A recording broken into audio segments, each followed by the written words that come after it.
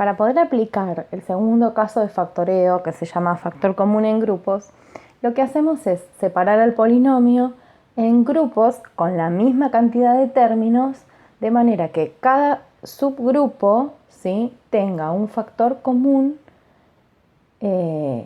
por separado, ¿sí? Por ejemplo, en este polinomio podemos agrupar de esta manera, pensando que tenemos, por ejemplo, 25 y 10 son múltiplos de 5, y en estos dos, 15 y 6 son múltiplos de 3, y al mismo tiempo tenemos también en este factor común x, ¿sí?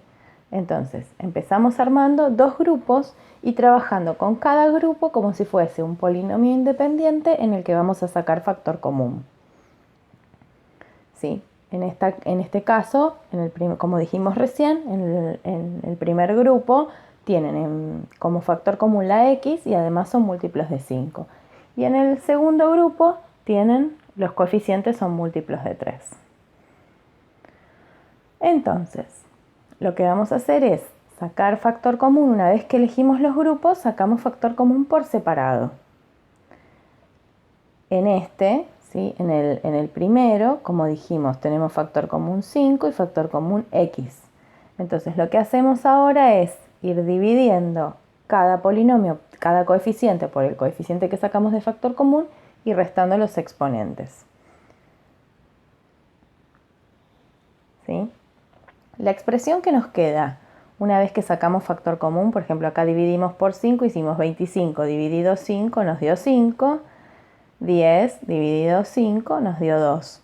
Y al restar los exponentes, acá nos queda la y, porque recordemos que esto tiene exponente 1, y acá al restar los exponentes nos queda x cuadrado, ¿sí?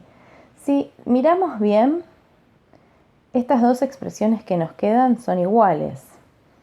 Entonces ahora lo que volvemos a hacer es como si volviéramos a sacar factor común, teniendo en cuenta que el factor común es esa expresión, ¿sí? Entonces, con lo que nos queda fuera, ¿sí?, de esos paréntesis, al hacer la primera extracción, armamos el primer factor y con la otra, ¿sí?, ya tenemos armado el segundo y nos queda factorizado nuestro polinomio. Podemos agrupar el mismo polinomio, quizás podemos encontrar otras maneras de agruparlo. Por ejemplo, el mismo polinomio podríamos haber pensado en agruparlo de esta manera, ¿sí? ¿Qué sería, por ejemplo, este y este, ¿sí?, considerando que los dos tienen la y en común y que 25 y 15 son múltiplos de 5. Podríamos haber agrupado este con este, considerando que los dos tienen signo negativo, ¿sí?, y los dos tienen x como factor común. Entonces, hacemos lo mismo, sacamos factor común, ¿sí?, en cada uno. En este sacamos 5y, entonces al ir dividiendo los coeficientes y restando los exponentes, obtenemos 5x más 3, hacemos 25 dividido 5 y 15 dividido 5, por eso obtenemos 5 y 3, ¿sí? Y restamos los exponentes en el caso de la y, que como ambas están elevadas a la 1, ¿sí?, nos quedan elevadas a la 0 y por eso ya no las escribimos. Y lo mismo hacemos de este lado, con la salvedad de que acá tenemos menos 10 y menos 6. Entonces cuando sacamos factor común, lo sacamos también con su signo, es menos 2. Al ir aplicando la regla de los signos nos queda 5x más 3. Recordemos, ¿sí?, que estas dos expresiones nos tienen que quedar iguales.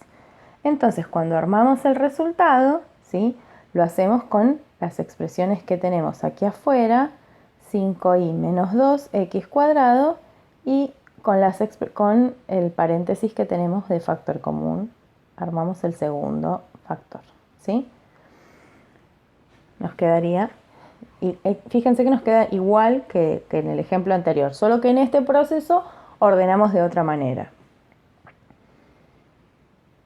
Veamos algunos ejemplos más. Por ejemplo, tenemos acá 2x cubo menos 6x más x cuadrado menos 3. Podemos agrupar de distintas formas. Podríamos pensar en agrupar, por ejemplo, estos dos, que son los que tienen x elevado a algún exponente, y estos dos, ¿sí? Por otro lado, pensando que los 2 son múltiplos de menos 3. Cuando agrupamos, ¿sí? Una vez que definimos cómo agrupamos, sacamos factor común en cada uno por separado. Por ejemplo, acá tenemos factor común x cuadrado, ¿sí? X es el menor exponente.